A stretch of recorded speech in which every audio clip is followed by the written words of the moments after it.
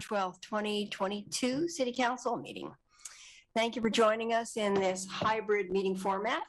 Anyone wishing to access the meeting can do so by watching the live stream available on our website, the broadcast on Comcast Channel 21, or by following the access instructions listed for this meeting on the city's public webcast and meeting materials webpage. Tonight's meeting will include a public forum. If you wish to speak during the public forum and haven't already done so, please fill out a request to speak form available on our public webcast and meeting materials webpage. For those who are here in person, printed forms are also available at the entrance to the room. We'll accept requests to speak forms until 7:35. These requests to speak forms will be used to generate the random order of speakers and correctly enter speakers' names into the public record. For those joining the meeting by phone who wish to provide testimony and are unable to complete the request to speak form online, press *9 when the forum or hearing is announced, and the last 3 digits of your phone number will be added to the speaker's queue. As a reminder, the council's meeting rules of conduct include no flags, signs, loud or disruptive language, noise, or conduct that obstructs the business of the council. Please do keep the room quiet and respectful for all speakers, and you are always welcome to wave your hands in silent support.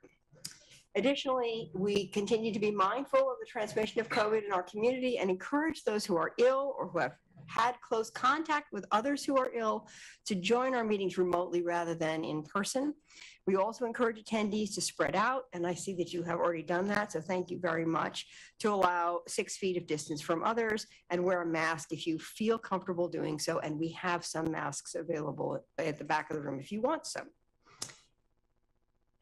I am happy to be back in session, so thank you all for joining us tonight, and we had a summer break and it's good to be back. We have a lot of good discussions before us, but we will begin this meeting as we do with a formal land acknowledgement.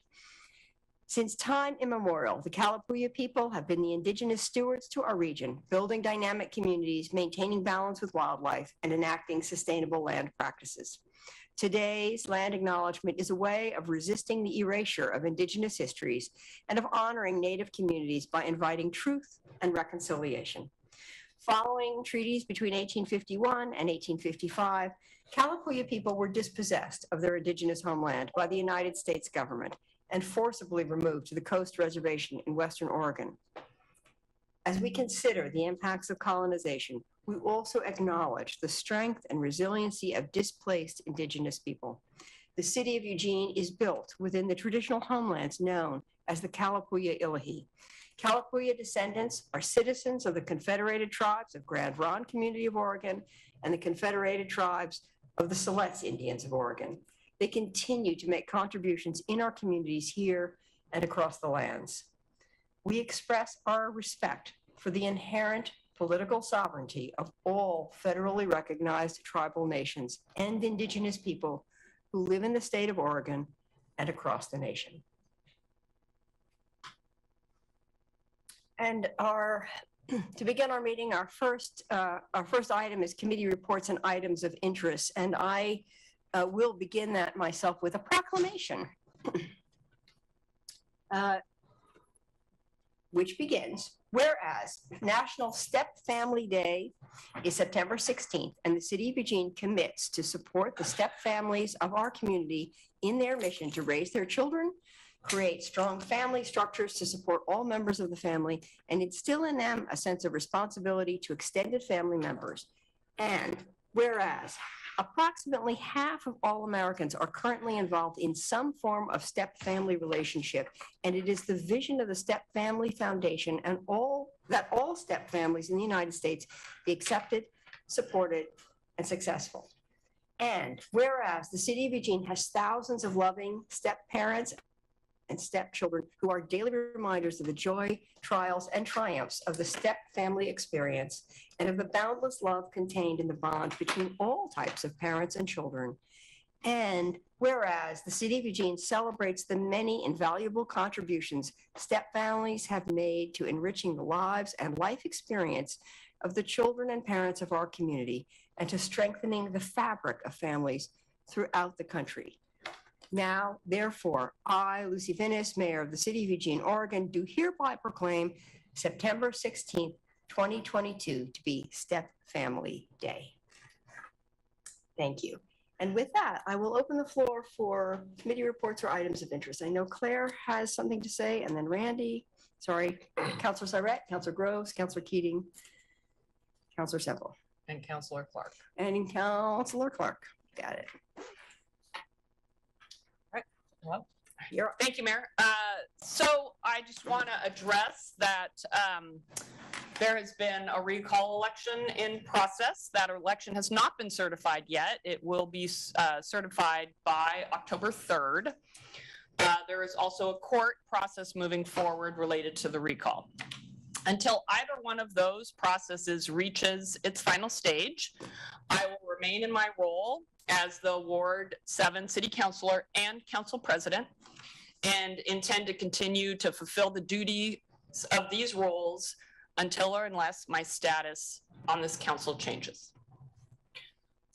So moving on to the Intergovernmental Relations Committee report. We met last week. I'm the chair of that committee.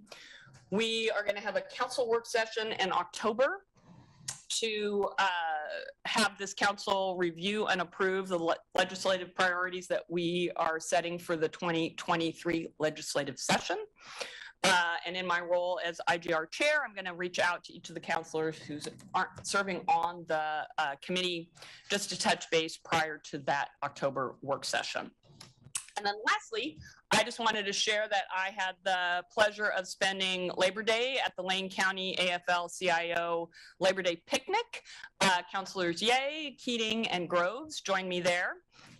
And for me, it was a particularly exciting Labor Day event, as we now have new unions that have formed in our community since the last Labor Day.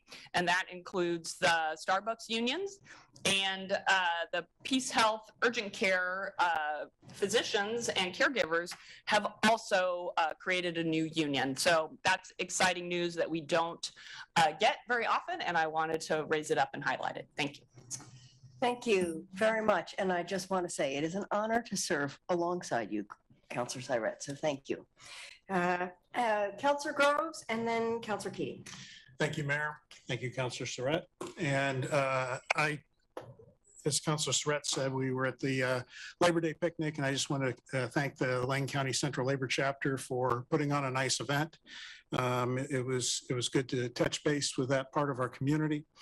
I also, during council break, had the opportunity to attend the Yogi T 50th anniversary celebration, and it was quite impressive. I had the privilege of being able to speak at that. They are so community oriented and do so much more than I ever understood they did in our community. And one of the capstones of the event was they gave a check in the amount of $50,000 to Everyone Village, which is one of our safe sleep sites, and one that's been really effectively moving people up the ladder and into independent living and independent housing. And then yesterday I had the privilege of attending a community event in the Sky Summit area, which is by Iris Ridge, and I was able to listen to some of the challenges they're having up there with people starting fires out in the grasslands there, which is on an upslope under power lines, and right is the leading edge of our South Hills area. So I'm hoping, I know we've got Parks and Open Space plugged in, and Public Works, and hopefully police, and maybe we can find some solutions on that. And the last thing I just wanted to mention, yesterday was the 21st anniversary of 9/11. When our country was attacked, and there was a large human life, just a complete tragedy. Almost 3,000 people perished that day.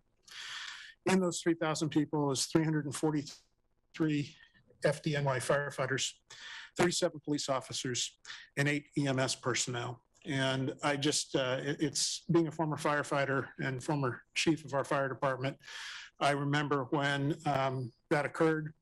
I was a deputy chief at the time, and we had firefighters here that on their own dime, on their own time, flew back to New York to help out and not only concerned about the rubble pile, but there was just such a shortage of personnel to attend other firefighters' funerals. They started being stand-ins at those, and it was a very emotional and trying event.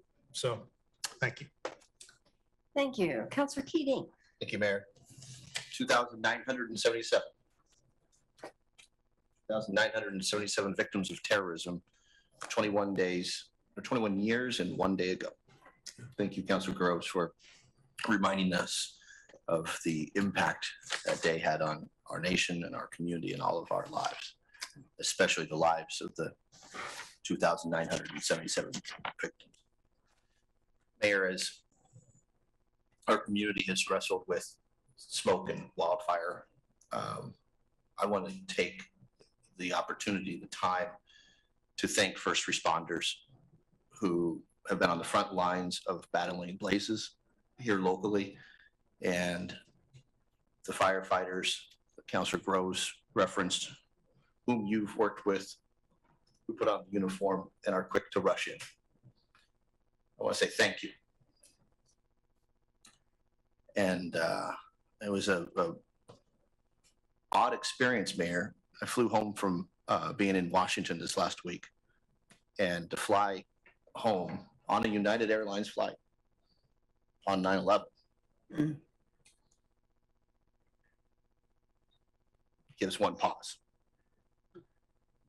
So without objection, Mayor, I would like to ask colleagues and attendees to observe a moment of silence and reflection, if we may. Yes, absolutely.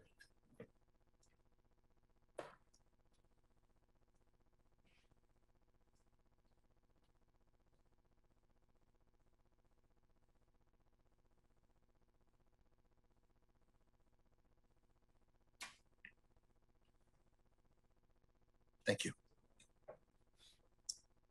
Thank you. Councillor Semple. Thank you, Mayor. I've been thinking about this all afternoon with the realization that I really don't know what to say. The last week has brought so much tragedy to our city, and I'm distressed, as I'm sure you are, and full of pain and frustration.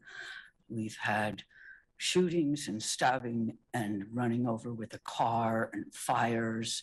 And at the same time, we continue to deal with feces in the wrong places, people being threatened at their places of work, people saying they're going to leave town, they need to carry mace with them. We have an outstanding staff. We have an outstanding city.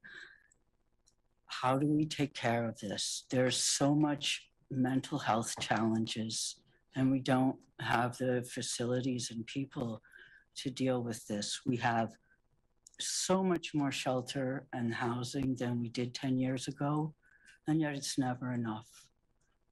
And there's so much pain. At the end of the month, council is going to have a 2-day meeting retreat, and we'll be talking about the new budget scenario of 2-year priority-based budget. And at that time, we will be looking at our priorities and where we spend our money. I wish I had something really hopeful to say to everyone. Let's be kind and help each other. And if you have ideas, please send them to me. Thank you. Thank you. And Councillor Clark. I understand the seriousness of the comments of my colleagues, and I don't mean to distract by saying something happy, but I'm an optimist by nature. So I will just say to remind those who didn't know that Saturday the 17th is Constitution Day. That's something to celebrate. And it's also coincidentally Betty Taylor's birthday. So since she's not at the table, I just want to say happy birthday to Betty. Thank you. Thank you. That was a kind reminder, actually. All right. If there are no other comments, we can move on to the consent calendar. And turn to Councillor Surratt. I move to approve the items on consent calendar 1. Second. All in favor, please raise your hands. 1, 2, 3, 4, 5, 6, 7, 8. There we go. Thank you very much. And with that, we can move on to the public forum. The public forum is an opportunity for individuals to speak to the city council on any city-related issues except for those items which have already been heard by a hearings official. And I will turn to Sarah, if you could please share the list and the total number of speakers who have signed up and the names of the first speakers.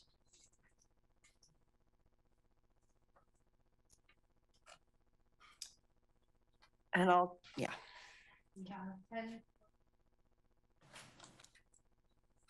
We have 10 total speakers. If you have signed up to speak via Zoom, please take this time to ensure that your screen name in Zoom matches the name that you used to sign up to speak. I will announce 2 speakers' names at a time. If you're providing testimony via Zoom, when it is your turn, we will announce your name and promote you to a panelist status, and you can unmute and turn on your camera if you wish. If you are announced as the next speaker and physically in the room, please move to the seat in the front row designated for the next speaker. When it is your turn, you may come to the podium. When you are called to speak, please state your name clearly, and for Eugene residents, your ward or neighborhood, if known, before beginning your comments. You will have 2.5 minutes to speak. If you're watching the meeting, the timer should be visible. A yellow light will come on when you have 15 seconds to complete your comments. The red light indicates the end of the 2.5 minutes. For those who have connected to the meeting via phone and don't have the benefit of seeing the timer, please be aware that your microphone will be muted at the 2.5 minute mark. Please note that screen sharing or displaying information on the screen is not allowed, and any misuse of the platform or violation of the council's code of conduct will result in immediate termination of the speaking privilege. Our first speaker will be Lynn Woodrich, followed by John Crowder. And it'll take me just one moment to promote Lynn over to a speaking status.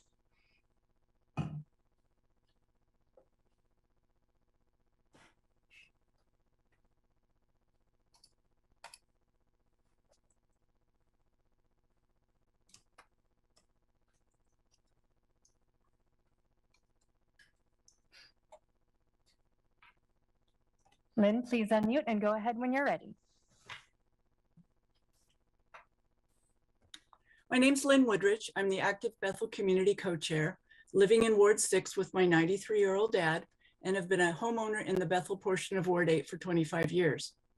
I look forward to listening to the work session for the Public Health Overlay Zone at 5:30 on September 26th. This tool will be a critical piece in future planning for our area. There's a desperate need for a public health overlay zone in West Eugene. I can't stress enough how important implementing this policy will be for protecting the lives of the folks living in the Bethel community. We don't want to ever see another J.H. Baxter type polluting business in our area. Bethel has the worst pollution problems in Eugene, with most of the large polluters in Eugene located near Bethel. Bethel has large sections of industrial land adjacent to residential properties and located near schools and parks, including the industrial corridors along Highway 99 and Roosevelt. We're also asking that the Bethel biking and pedestrian projects be included in the next road bond. Our Bethel area plan will be including these suggestions when we're given the opportunity to plan our future. It would be appreciated if you would consider these projects as high priorities for the Bethel community for allocation of bond funds. We now have 50 residents so far who've signed up and are excited to help with Bethel planning. I so look forward to being able to safely have an in-person meeting with the residents, with food donated from our Bethel businesses, and know there will be a huge turnout. It's been 40 years since Bethel had an area plan, and we're asking for the Bethel area plan work session to be scheduled this fall. There's an urgency to get this started. We've been neglected for far too long. Thank you. Thank you, Lynn. Because when we see all this stuff that they're spraying in the skies, you have to understand that they are using these aerosols to make the atmosphere more conductive to radiation from satellite. Thank you, Joshua. That concludes your time. Next, we will hear from William Smith, followed by Thomas Newman.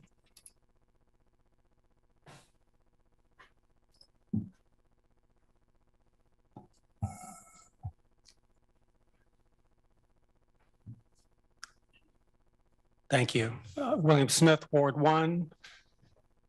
here to talk about wireless safety and broadband infrastructure. That's what I may not go into it as much as I was planning because I just learned about some information that you all were sent today by the city manager. And also I was sent a copy as promised. Thank you very much. It's very thorough. I didn't have a chance to really get into it. And it looked like it also had the mark of the city attorney on it. And it looked very thorough as well from that perspective. I'm not a lawyer. My father was a lawyer. I know government lawyers and corporate lawyers can be pretty intimidating. But there's so much at stake here. I know I feel it personally, physically, and people I talk with are feeling it much worse. So I am questioning the laws that are referred to in this email. And I would like to, if nobody objects, forward it to others who also care in the name of, or how do I say? I guess transparency is a word that's in the email. So if you're all okay with it, I'd like to share it as widely as possible and invite challenge, especially from people who have more legal expertise than I do. I know in particular, what I do know, somebody mentioned the Constitution feedback, I guess, September 17th. My understanding is the 1996 Telecommunications Act reserved the right of every city to limit its citizens to its citizens' exposure to wireless radio. There is no proof of dropped calls, then the city doesn't need a reason to say, no, we're not going to accept this. We have enough wireless coverage. And there are cities increasingly using this. And they bypass the federal executive orders, which claim to be lawful, but which are being challenged in court. It's a big mess. And I know that the email refers to it again. I'm going to look over it very carefully, but I don't think this is anywhere near over. And so I'll be back. And thanks for your patience. Let's see if there's anything else here. Oh.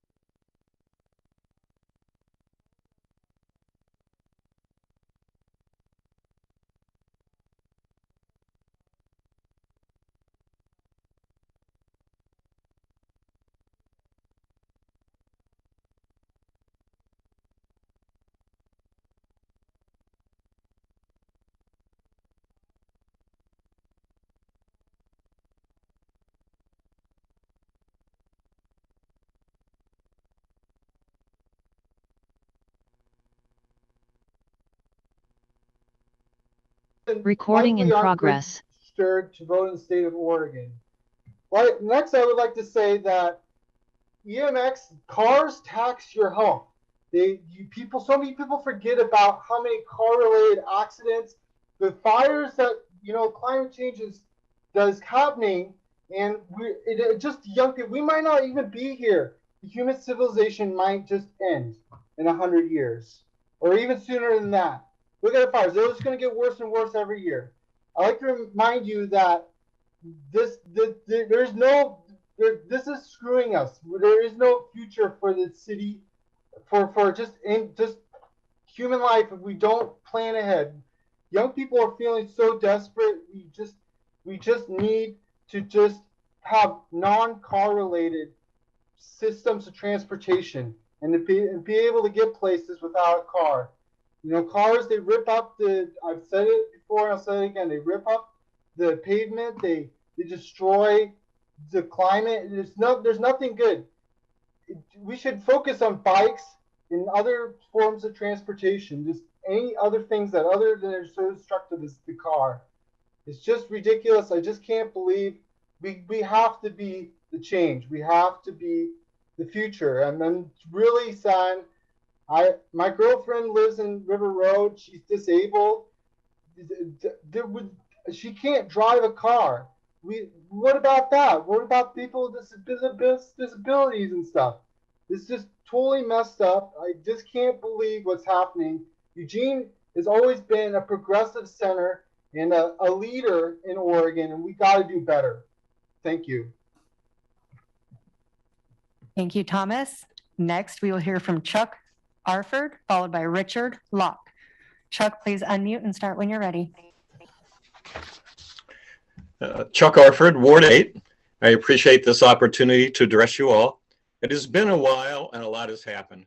This council and the city of Eugene have been attacked by a recall vote sponsored by right-wing extremists aimed at one of our most progressive city councilors, Claire Surratt. Their website makes it clear that this recall group is anti-government and opposes the entire city council. They abused our recall system, which is an attack on democracy and our system of government.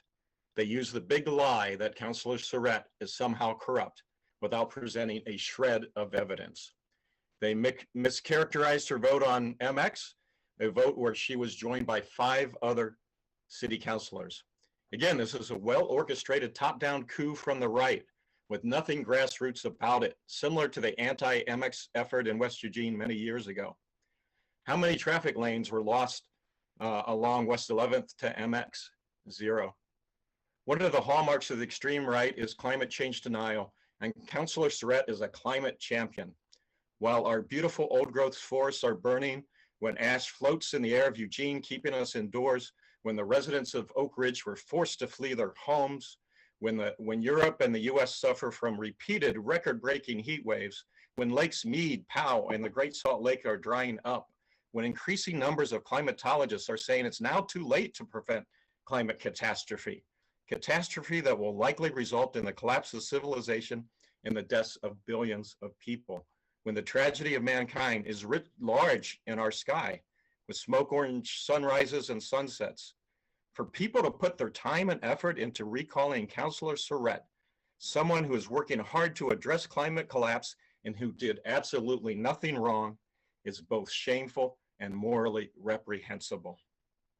There's a lawsuit pending, and if it fails, I trust Mayor Venus and our city council to choose a replacement for Councilor Surratt, who has a similar work ethic and similar values, to demonstrate to these extremists that they gained absolutely nothing. Thank you. Thank you, Chuck. Next, we will hear from Richard Locke, followed by our last speaker, Eric Jackson. So first off, before I start, I just want to say in no way does this, is what I'm going to talk about, a reply to the legal proceedings that are coming from the, it's more of a question. And what I'd like to ask first is what benefits does filing legal action against citizens by city officials do? What does it do? It intimidates citizens from voicing concerns about any issue, really. It minimizes the citizens' contribution to any issues. It disrespects citizens that have a differing opinion than city officials. It alienates the mayor, council, and staff from constituents. In other words, what you're saying is, shut up or else. And that's the message that y'all given to the voting constituents of this city. So I'm going to move on to the next subject, which would be panhandling, loitering, and littering. I'm right in line with the way Emily's talking, and Ms. Semple's talking about this problem, this ongoing problem. You all know what the problem is. You know, I drive all over. I'm the one who checks on the complaints. The last 2 to 3 weeks, 2,500 complaints per week. I don't know what they're all about, but 2,500 is 1,000 over where it normally sits. So I just wanted to put that in there. Why does the city of Eugene allow panhandling on our streets? panhandling certain corners turns into camping. Then it turns into a garbage pile. Every part, and most of the time, it's in front of a business. You wonder why people are leaving? This is why they're leaving. There's no accountability for this action. So panhandling on a street corner is a safety problem to begin with. Thank you, Richard. Your time has concluded. Our last speaker is Eric Jackson.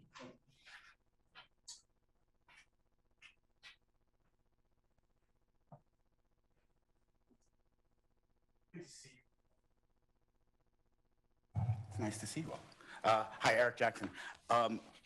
Ward 1, but it might be Ward 7. I'm not sure. All the speakers tonight were very articulate in what they had to say, and I appreciate the residents caring about the town as much as they do. I'm also one, and I'm here to address something that is, let me take this off so I can actually be seen.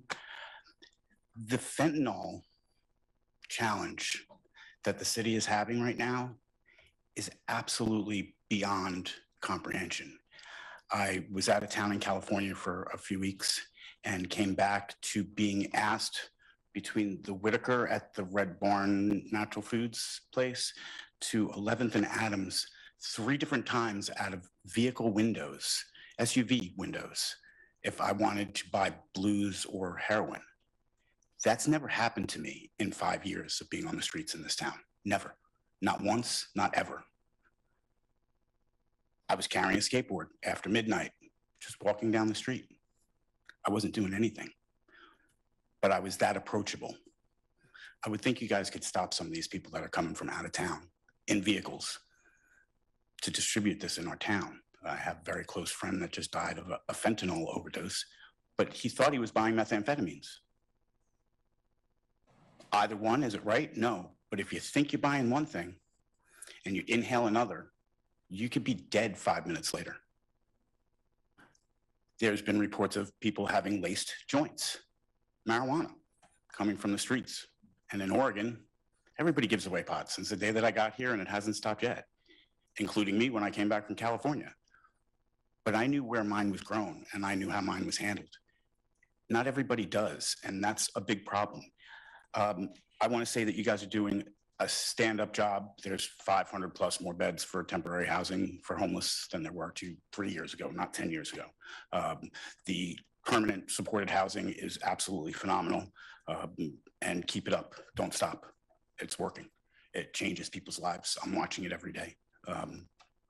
You guys can give yourselves a round of applause, and COVID a round of applause, because I don't know if you would have had any of the money to do any of it without it. So thank you. Thank you for your time. Thank you for your work.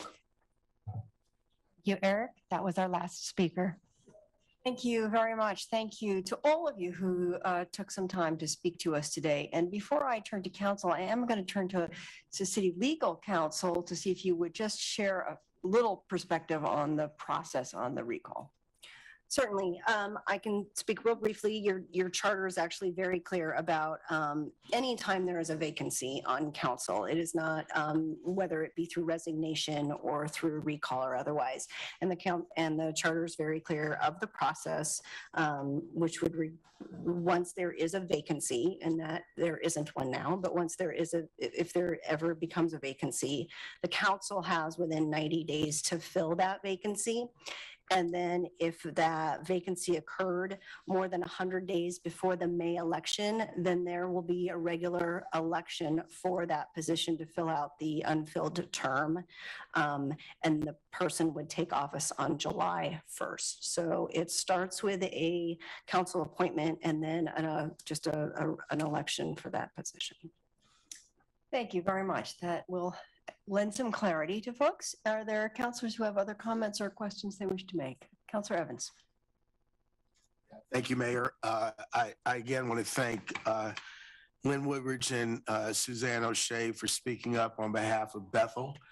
I appreciate your consistency on that and keeping us focused and moving forward on the areas of our community that have been solely neglected for so many years. I'm looking forward to our conversation on the overlay zone, and also looking forward to having this conversation about an area plan for Bethel that is more than 40 years overdue.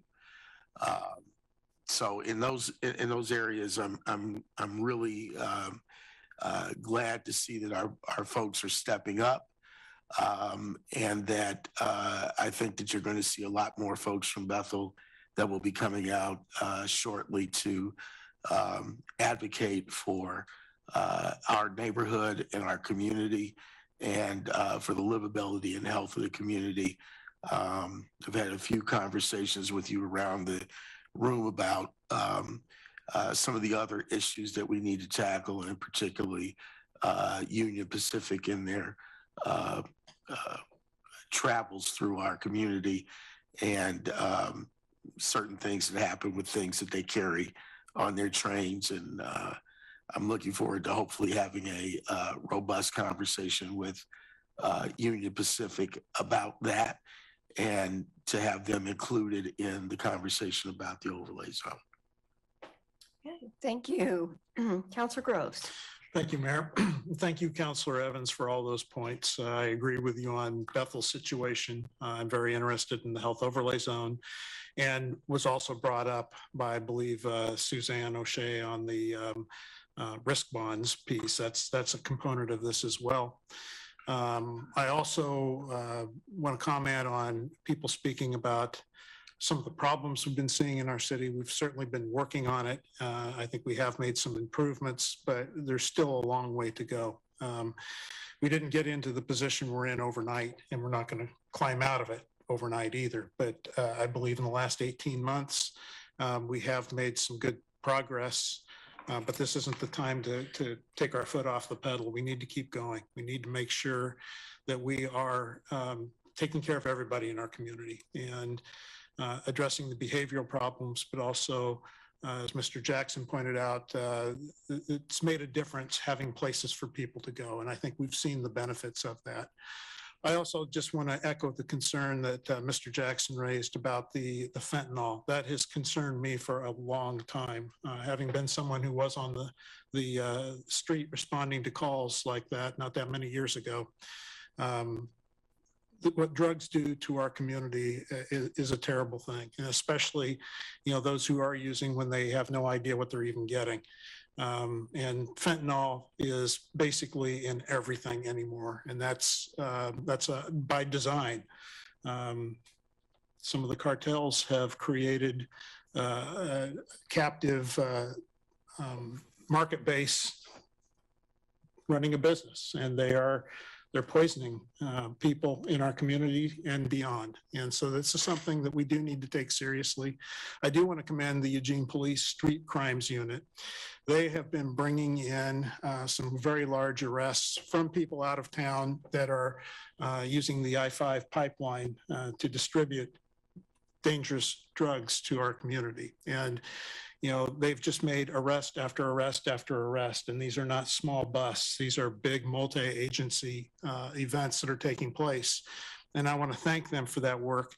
And for those who doubt the CSI tax, which was brought online before I was even on council, but the money is doing what we hoped it would do. And that's not to say we're solving every problem, but we're definitely chipping away at things, and it's better than it was, but we still have a long, long way to go. Thank you, Mayor. Thank you. Councilor Clark. There we go. Now I got the microphone. Thank you, Mayor. I want to say thank you to Councilor Evans for his comments, and Suzanne, and certainly Lynn Woodrich, who have both reminded us for so very long of the importance of us getting to the Bethel area plan. And certainly I look forward to the health overlay zone conversation as well.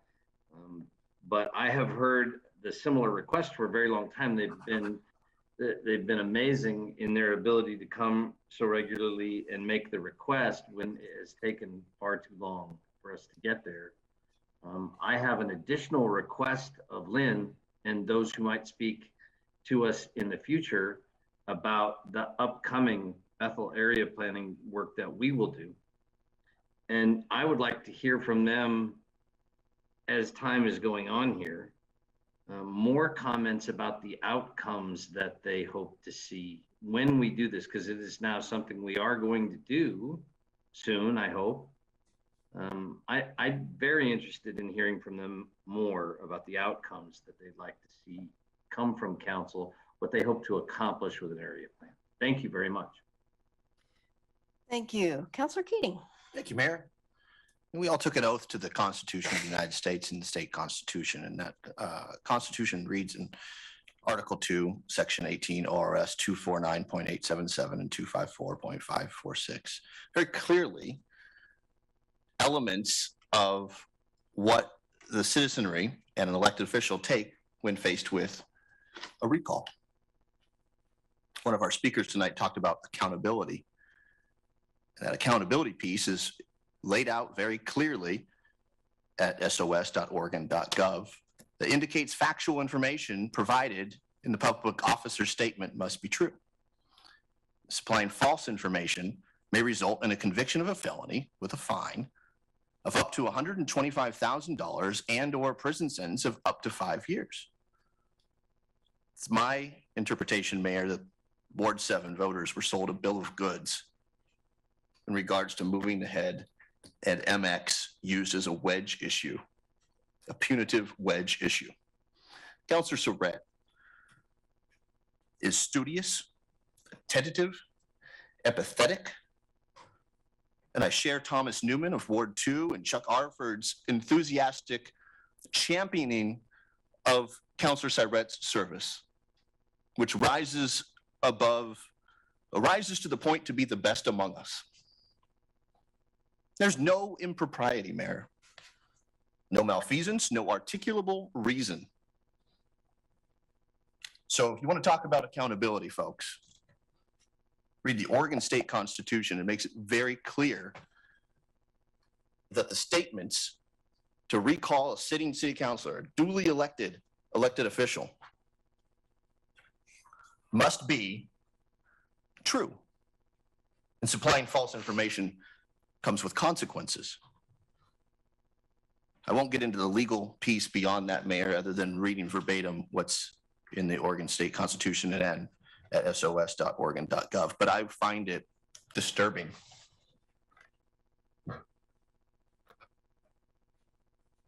I find it disturbing that someone who served with such dignity and with such attention to detail and caring over a decade was treated so unfairly based on what I interpret and what I hope the court interprets, baseless lies. I thank you for your service, Councilor Surratt. You are to be commended.